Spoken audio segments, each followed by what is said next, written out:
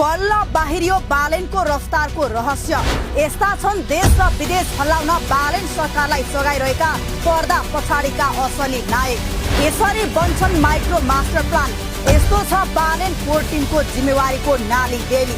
देश हल्लाउने निर्णयहरू रातारात कसरी हुन्छन्? बालेन शाहको रफ्तार पछाडि आखिर कसको दिमाग चलिरहेको छ? सिंहदरबारको कुर्सीमा प्रधानमन्त्री बालेन त देखिएका छन्, तर यो जादुमय पर्दा पछाडि बसेर सिङ्गो देशको माइक्रो मास्टर प्लान बनाउने असली नायकहरू को हुन्? आज हामी त्यो अभेद्य पर्खालको पर्दा उगार्दैछौँ।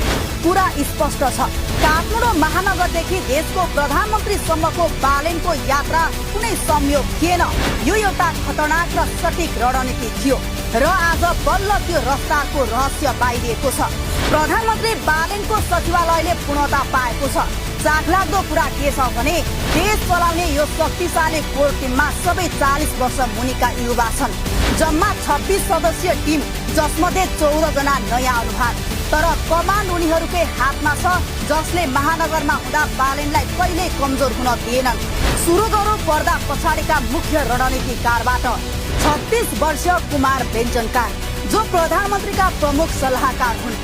यी तीनै व्यक्ति हुन् जसको ललितपुरको ज्वागल स्थित घरबाट प्रतिनिधि सभा चुनावको सम्पूर्ण अपरेसन र राजनीतिक भेटघाट चलेको थियो। अनि राजनीतिक सल्लाहकार असीम शाह हो। तीनै असीम, जसले कमल पोखरी स्थित आफ्नै निवासमा मध्यरातसम्म श्रृङ्खलाबद्ध वार्ता गराएर रवि लामिछाने र बालेन बीच ऐतिहासिक सातबुँदे सहमति गराए र देशको राजनीतिक कोष नै बदलिदिए।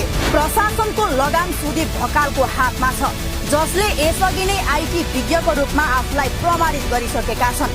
सूचना र प्रविधि विवेक मिश्रले सम्हालेका छन् भने मिडिया र अनुसन्धानमा 2 दशक लामो अनुभव भएकी भेटरान पत्रकार दीपा दाहाल खटिएकी छन्। मुख्य स्वकीय सचिवमा सुभाष शर्मादेखि जेनजी आन्दोलनका अभियन्ता ऋषि थापासम्म यो टिममा अटाएका छन्।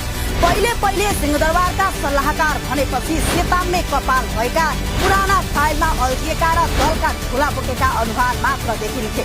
तर अहिले तस्बिर फेरिएको छ।